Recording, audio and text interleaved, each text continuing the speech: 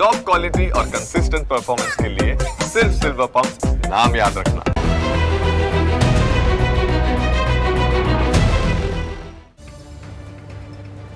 ગુજરાતની અસ્મિતા ગીરના સાવજ પર સંકટ ઊભું થયું છે।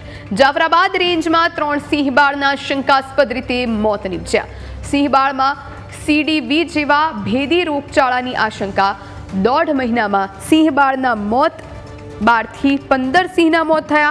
ખાંભા, સાવરકુંડલા, રાજુલા સહિત ગીર પૂર્વ વિસ્તારમાં સિંહના મોત થયા અને વન મંત્રીએ હવે તપાસના આદેશ આપ્યા છે। સમગ્ર મામલે પ્રાથમિક અહેવાલ મંગાવ્યો છે એ વાત મૂળુ બેરાએ કહી છે। વન વિભાગના અધિકારીઓ, તબીબો તપાસ કરશે તેમ પણ તેમણે કહ્યું। સિંહના મોત અંગે રાજ્યસભાના સાંસદ પરિમલ નથવાણીએ નિવેદન આપ્યું। સિંહના મોતનું કારણ જાણવા તટસ્થ તપાસ કરવામાં આવે તેમ પરિમલ નથવાણીનું કહેવું છે। તપાસ રિપોર્ટ આવ્યા બાદ મોતનું કારણ જાણી શકાશે।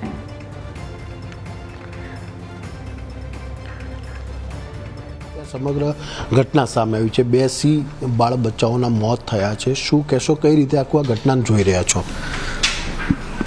જાફરાબાદ જે અમરેલી રેવન્યુ વિસ્તાર છે ત્યાં જે 2 બચ્ચા 2 દિવસ પહેલાં સિંહ બાળ છે, લગભગ એની 3 મહિના જેટલી ઉંમર હતી।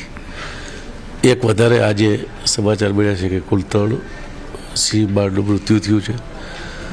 અત્યારે ત્યાં સ્થાનિક જે 3 જેટલી સિંહણ એટલે લગભગ 6 જેટલા બચ્ચાઓ છે એને આઇસોલેશન કરી અને આ જે સિંહ બાળનું મૃત્યુ થયું છે એનું કારણ જાણવા માટે અત્યારે બાકીના છે જેને આઇસોલેશન કર્યા છે એના બ્લડ સેમ્પલ અને બાકીની બધી જ જે વેટરનરી કોલેજ જુનાગઢ છે ત્યાંથી પણ ડૉક્ટરો ગયા છે અને અમારા વન વિભાગના જે રેસ્ક્યુ સેન્ટરો છે ત્યાં જે ડૉક્ટરો છે એ પણ તપાસ કરી રહ્યા છે। વન વિભાગના ત્યાં કઈ બીમારી છે, શું છે, શેના લીધે આ સિંહ બાળનું મૃત્યુ થયું છે એને બધી જ પ્રકારની તપાસ કરી રહ્યા છે। સરકાર આના માટે ખૂબ ચિંતિત છે, એનો અહેવાલ છે એ માગ્યો છે અને સરકાર એના માટે ખૂબ ચિંતિત છે। તપાસ કરી અને અહેવાલ આપે પછી ખબર પડે, પણ અત્યારે આ વિસ્તારમાં જે સિંહ બાળ છે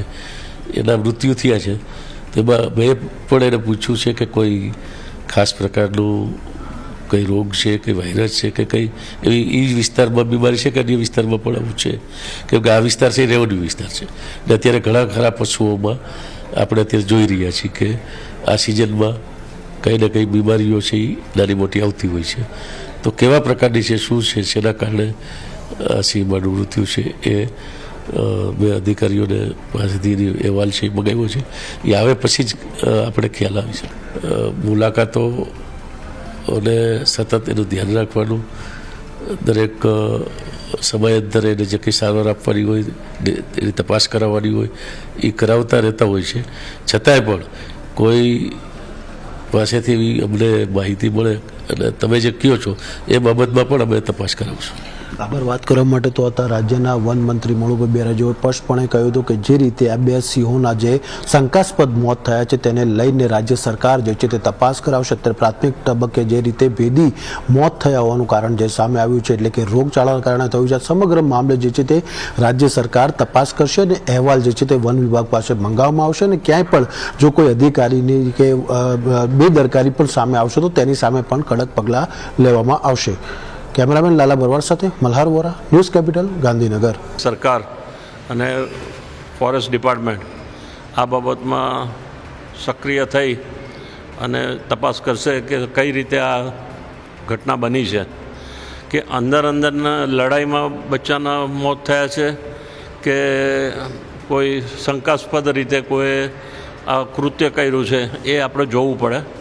પરંતુ જે પણ હોય એની ઘટનાની તપાસ પૂરી થવી જોઈએ।